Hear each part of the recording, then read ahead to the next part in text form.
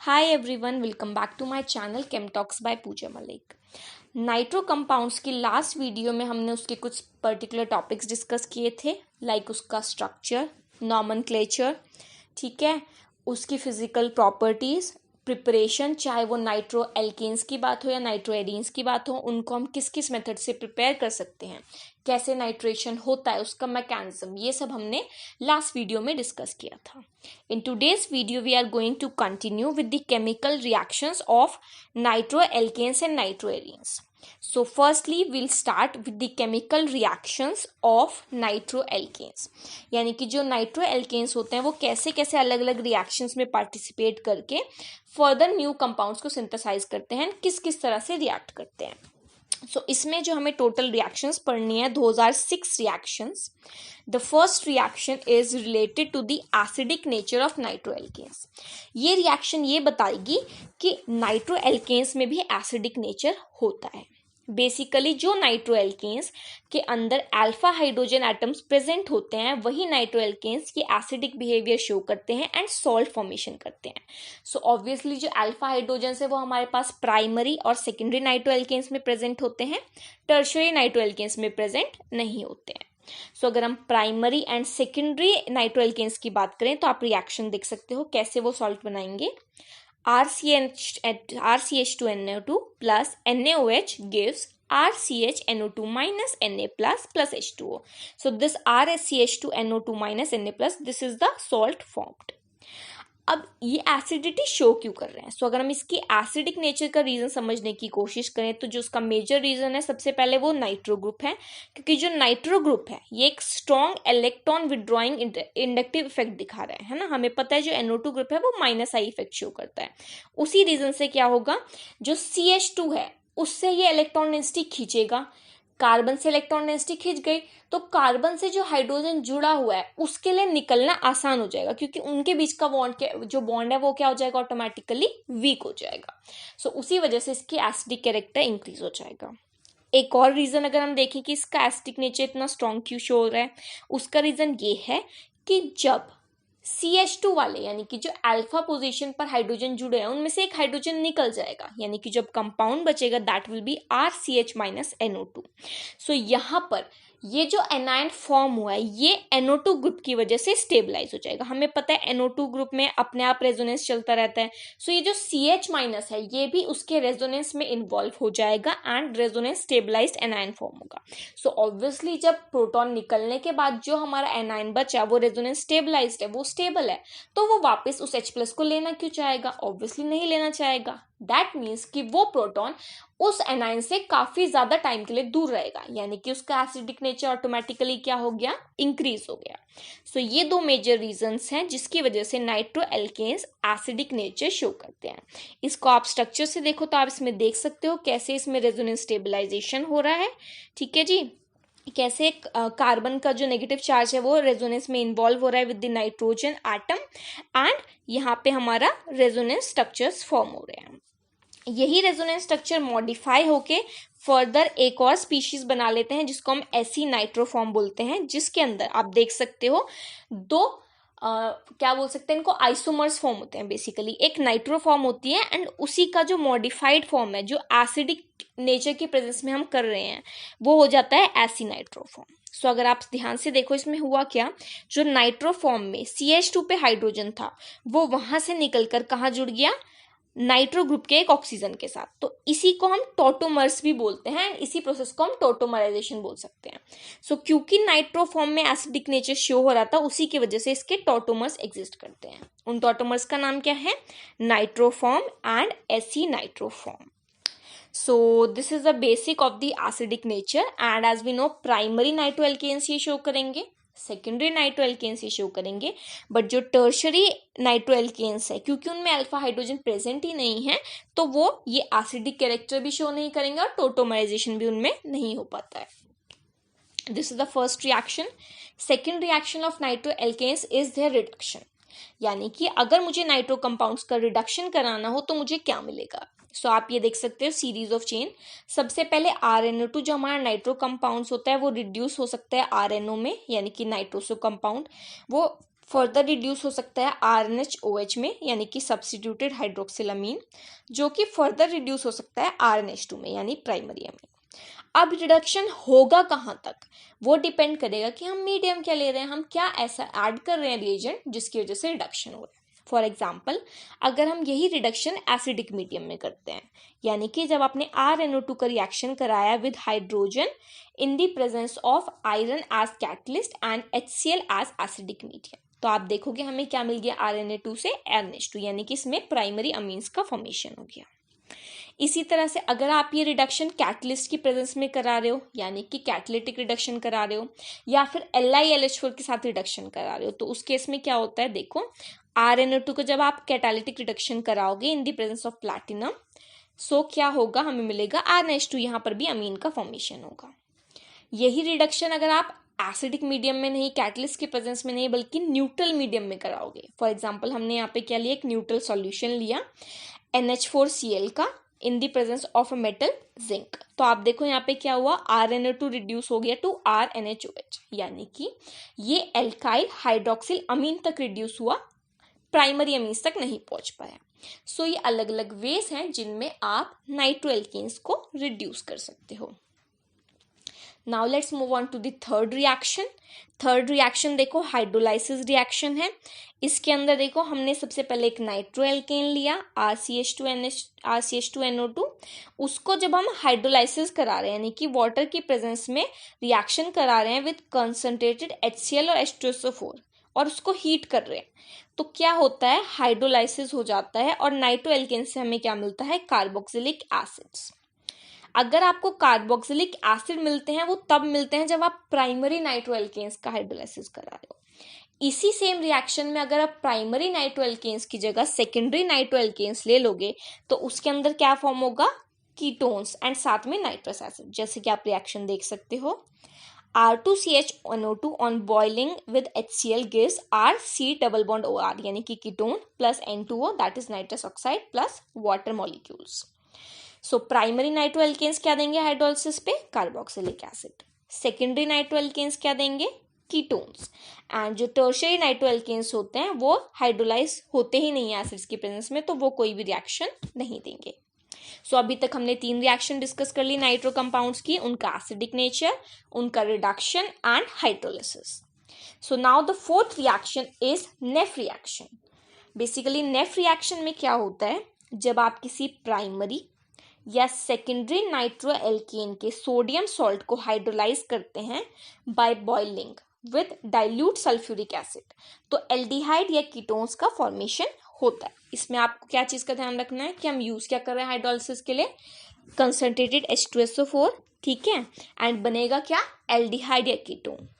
अगर आप प्राइमरी नाइट्रोएल्केन का सोडियम सॉल्ट लोगे तो एल्डिहाइड बनता है, एंड अगर आप सेकेंडरी नाइट्रोएल्केन का सोडियम सॉल्ट लोगे तो आपका कीटोन का फॉर्मेशन होता है। जैसे कि आप फर्स्ट रिएक्शन देख सकते हो जहाँ पे हमने प्राइमरी नाइट्रोएल्केन का सॉल्ट लिया, ठीक है, तो इसमें देखो आप एल्डिहाइड का फॉर्मेशन हुआ एंड साथ में बाई प्रोडक्ट्स क्या बने, NH4 N2O H2O। Next reaction में आप देख सकते हो जब हमने सेकेंडरी नाइट्रोएल्केन लिया तो कीटोन का फॉर्मेशन हुआ और साथ में सेम बाई प्रोडक्ट्स बने। So this was the reaction with which is known as Neff reaction. It is a named reaction. Mechanism इसका mention नहीं है, आपसे पूछा भी नहीं जाता है. Now the fifth reaction, it is an important reaction. It is the reaction with nitrous acid. That means कि जब नाइट्रोएल्केन्स नाइट्रस एसिड के साथ रिएक्शन करेंगे तो क्या प्रोडक्ट्स देंगे। प्राइमरी एल्केन्स अलग तरह से रिएक्ट करते हैं यहाँ पे, सेकेंडरी अलग तरह से, और टर्शियरी नाइट्रोएल्केन्स अलग तरह से रिएक्ट करते हैं। तो ये जो रिएक्शन है विद नाइट्रस एसिड, ये एक इंपॉर्टेंट डिस्टिंग्विश टेस्ट की तरह भी आप यूज कर सकते हो, जिसको आप करा के डिस्टिंग्विश कर सकते हो कि जो हमने इनिशियल रिएक्टेंट लिया वो क्या था, प्राइमरी था, सेकेंडरी था या टर्शियरी था। जैसे आप इस रिएक्शन को प्रोसीड करो तो आप देखोगे कि जब आप प्राइमरी नाइट्रोएल्केन्स लेते हैं उसका रिएक्शन कराते हैं नाइट्रस एसिड के साथ, तो जो आपका प्रोडक्ट बनता है that is nitrolic acid.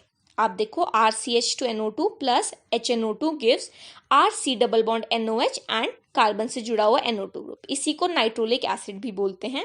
And इसमें खास बात क्या है, ये जो नाइट्रोलिक एसिड का फॉर्मेशन होगा ये NaOH में डिसॉल्व हो जाता है और डिसॉल्व होने के बाद हमें रेड कलर देता है। सो अगर आपने रिएक्शन कराया एक नाइट्रोएल्केन का HNO2 के साथ एंड रिएक्शन के बाद NaOH में वो डिसॉल्व हुआ और रेड कलर मिला, दैट मीन्स हमने एक प्राइमरी नाइट्रोएल्केन को यूज किया है।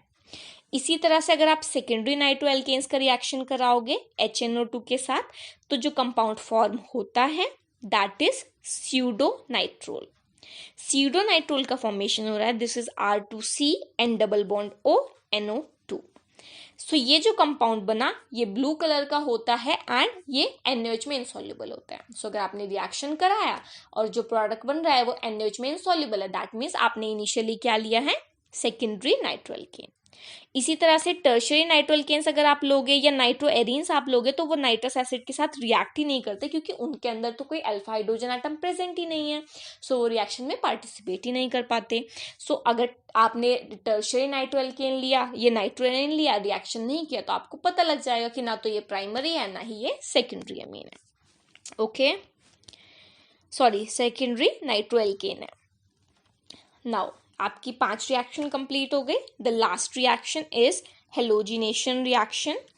इसके अंदर क्या होता है, जब भी हम किसी नाइट्रोएल्केन को किसी हेलोजेंस के साथ रिएक्ट कराते हैं इन अल्कलाइन मीडियम, तो उसमें प्राइमरी और सेकेंडरी नाइट्रोएल्केन्स तो हेलोजिनेशन कर लेते हैं, टर्शियरी वाले नहीं कर पाते। रीजन बीइंग सेम कि हेलोजिनेशन भी हाइड्रोजन के रिमूवल पे ही हो रहा है, हाइड्रोजन निकलेगा उसकी जगह हेलोजन आएगा।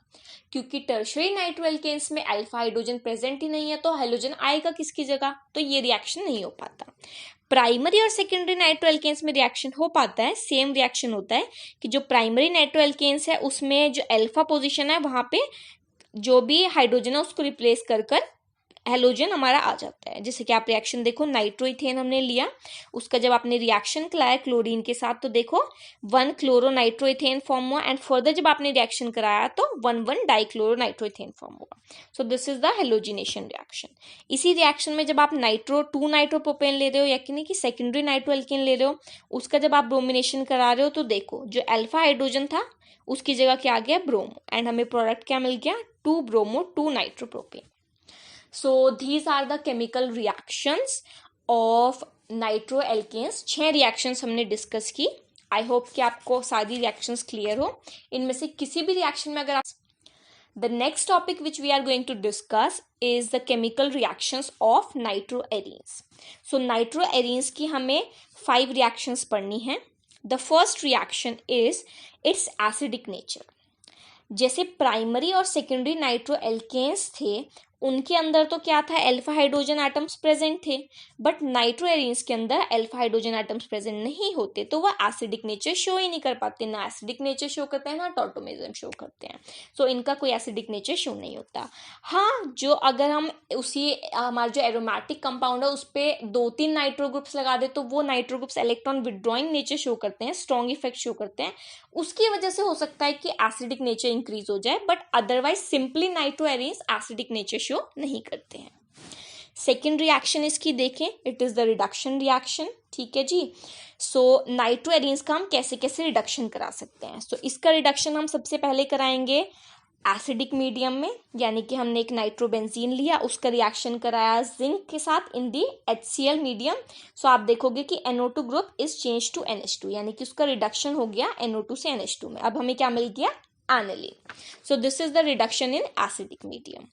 सेकेंड आप रिएक्शन देखो, कैटालिटिक रिडक्शन। इसमें हम क्या करते हैं, नाइट्रोबेंजीन लेते हैं, उसका रिएक्शन कराते हैं हाइड्रोजन के साथ इन द प्रेजेंस ऑफ निकल और प्लैटिनम एज कैटलिस्ट, तो इसमें एनिलीन का फॉर्मेशन हो जाता है। ये क्या है, कैटलिस्ट की प्रेजेंट में रिडक्शन हो गया NO2 का NH2 में। Third reaction is reduction in neutral medium, यानी कि जब आपने नाइट्रोबेंजीन को रिएक्शन कराया in a neutral medium, for example ammonium chloride solution लिया आपने जिंक डस्ट के साथ, तो उसमें NO2 ग्रुप रिड्यूस तो होता है but up to hydroxyl amine stage, यानी कि NHOH तक वो रिड्यूस हो जाता है, जैसे कि आप रिएक्शन में देख सकते हो। Fourth reaction is reduction in alkaline medium, यानी कि आप अल्कलाइन मीडियम में अगर रिडक्शन करा रहे हो तो उस केस में क्या होगा, NO2 ग्रुप को हम किस रिड्यूसिंग एजेंट के साथ रिएक्ट करा रहे हैं उसके बेसिस पे अलग अलग प्रोडक्ट मिल सकते हैं। जैसा कि जो हम फर्स्ट रिएक्शन करा रहे हैं उसमें हमने NO2 का रिडक्शन कराया with Na3ASO3 in the presence of NaOH as medium, तो आप देख सकते हो जो हमें प्रोडक्ट मिला दैट इज एजॉक्सीबेंजीन। इसी तरह से आप जब इसी नाइट्रोबेंजीन का रिएक्शन करा रहे हो with zinc dust in the presence of NaOH, तो आप देखो आपको एजोबेंजीन मिला। इसी का रिएक्शन जब हम जिंक NaOH के साथ करा रहे हैं, बट ऊपर वाले रिएक्शन में हमने मिथेनॉल एज मीडियम लिया था सॉल्वेंट, बट नीचे वाले में हम सॉल्वेंट नहीं ले रहे हैं, तो उसमें प्रोडक्ट थोड़ा सा अलग बनता है एंड हमें मिलता है हाइड्रोएजोबेंजीन। बेसिकली जो एजोबेंजीन का डबल बॉन्ड है वो भी रिड्यूस हो जाता है। सो अल्कलाइन मीडियम में भी कौन सा रिड्यूसिंग एजेंट यूज होगा उसके बेसिस पे रिडक्शन अलग अलग होगा इन नाइट्रो एरीन्स का। ये कुछ रिडक्शन हो गए। Next reduction is reduction with LiH4। बिल्कुल सिंपल रिडक्शन है, जब किसी भी नाइट्रोबेंजीन का रिडक्शन होगा LiLH4 के प्रेजेंट में तो हमें एजोबेंजीन मिलेंगे, यानी कि N डबल बॉन्ड N, और दो इसमें benzene rings N double bond N के थ्रू जुड़ जाएंगे। Next type of reduction is electrolytic reduction. इसमें क्या होता है, जब हम एक नाइट्रोबेंजीन लेते हैं उसका इलेक्ट्रोलिटिक रिडक्शन करा रहे हैं इन वीकली एसिडिक मीडियम, तो हमें एनालिन मिलेगा। इसी रिएक्शन में अगर हम इलेक्ट्रोलिटिक रिडक्शन को स्ट्रॉन्ग एसिडिक मीडियम में कराएंगे तो हमें सबसे पहले एक हाइड्रोक्सिल अमीन वाला जो ग्रुप है वो मिलता है, एंड उसके बाद उसका रीअरेंजमेंट होके हमें पैरा अमीनो फिनॉल तक मिल सकता है। सो ये एक different type of reduction reaction है, इसमें हमें काफी डिफरेंट प्रोडक्ट मिल रहा है। The last type of reduction is selective reduction. इसके अंदर हम क्या करते हैं, अगर हमारे पास कोई ऐसा नाइट्रो एरीन्स है जिसमें एक से ज्यादा नाइट्रो ग्रुप प्रेजेंट है, फॉर एग्जांपल हमने मेटा डाइनाइट्रोबेंजीन ले लिया, तो उसके अंदर क्या है, दो नाइट्रो ग्रुप्स प्रेजेंट हैं, इनमें से हम सिलेक्टिवली किसी एक का रिडक्शन करा सकते हैं, तो उसके लिए हम क्या यूज करते हैं, एक mild reducing agent. For example हम यहाँ पे रिएक्शन में यूज कर रहे हैं ammonium hydrosulphide. So ammonium hydrosulphide की प्रेजेंस में या फिर सोडियम पॉलीहाइसल्फाइड की प्रेजेंस में दोनों NO2 में से एक जो मेटा पोजीशन पर एक ग्रुप है वो NO2 रिड्यूस हो जाता है टू NH2, एंड हमें प्रोडक्ट क्या मिलता है, मेटा नाइट्रो एनालिन। इसी रिडक्शन रिएक्शन को हम जिनेन रिडक्शन और सेलेक्टिव रिडक्शन बोल सकते हैं। सो ये कुछ टाइप ऑफ रिडक्शन रिएक्शंस हैं जो नाइट्रो एरीन्स में होती हैं, ये आपको याद रखनी है। अभी हमने दो रिएक्शन डिस्कस कर ली, उसका एसिडिक नेचर एंड उसका reduction reaction. Next reaction is electrophilic substitution reaction. Electrophilic substitution reaction में क्या होता है, जो नाइट्रो ग्रुप है, देखो हमें पता है बेंजीन रिंग है उस पर नाइट्रो ग्रुप लिखा हुआ है, तो ऑब्वियसली वो कभी भी इलेक्ट्रोफिलिक सब्स्टिट्यूशन को फेवर नहीं कर पाएगा, क्योंकि NO2 ग्रुप ने क्या किया, बेंजीन रिंग की जो इलेक्ट्रॉन डेंसिटी थी उसको विड्रॉ कर लिया, तो उसकी वजह से क्या हुआ, उसकी इलेक्ट्रॉन डेंसिटी कम हो गई, और इलेक्ट्रॉन डेंसिटी कम हो गई तो अब इलेक्ट्रोफाइल तो उसके पास आएगा ही नहीं जब उसके पास इलेक्ट्रॉन डेंसिटी ही नहीं होगी। सो इसीलिए इलेक्ट्रोफिलिक सब्स्टिट्यूशन फेवरेबल नहीं होता। कुछ कंडीशंस में हो जाता है बट इतना प्रिफर नहीं होता, जैसे कि आप ये रिएक्शंस देख सकते हो, नाइट्रोबेंजीन का देखो इलेक्ट्रोफिलिक सब्स्टिट्यूशन हो गया और हमें मिल गया मेटाक्लोरोनाइट्रोबेंजीन। इसी तरह से जब आपने HNO3 और H2SO4 के साथ प्रोडक्ट कराया तो मेटाडाइनाइट्रोबेंजीन मिला। बेसिकली मेटा पे हो पाया इलेक्ट्रोफिलिक सब्स्टिट्यूशन भी, ऑर्थो एंड पैरा पे तो वो भी नहीं हो रहा है। फाइनल प्रोडक्ट एक और रिएक्शन देखो, जब हमने H2SO4 के साथ देखा तो सल्फोनेशन हो गया बट मेटा पे हुआ, यानी कि इलेक्ट्रोफिलिक सब्स्टिट्यूशन अगर होगा भी तो वीकली हो पाएगा, वो भी सिर्फ मेटा पोजीशन पर। ठीक है, fourth reaction is nucleophilic substitution reaction. ये आप लोग समझ ही गए होंगे, क्योंकि नाइट्रो ग्रुप जुड़ा हुआ है बेंजीन रिंग पर तो उसने इलेक्ट्रॉन डेंसिटी विड्रॉ कर ली, तो वो इलेक्ट्रोफिलिक अटैक के लिए तो फेवर होगा बट न्यूक्लियोफिलिक उस पर अटैक हो सकता है। जैसा कि आप रिएक्शन देख सकते हो, नाइट्रोबेंजीन ने जब रिएक्शन कराया OH- के साथ तो आप देख सकते हो यहाँ पे ऑर्थो एंड पैरा नाइट्रोफिनॉल्स मिला, यानी कि सोडियम हाइड्रोक्साइड जो कि OH- न्यूक्लियोफाइल की तरह यहाँ पे अटैक करेगा, तो वो सब्स्टिट्यूशन करा के ऑर्थो पैरा प्रोडक्ट्स दे सकता है। This is the nucleophilic substitution for nitro arenes. Last reaction है जो नाइट्रो एरीन्स की, that is replacement of the nitro group, यानी कि हम नाइट्रो ग्रुप को कैसे कैसे रिप्लेस करा सकते हैं।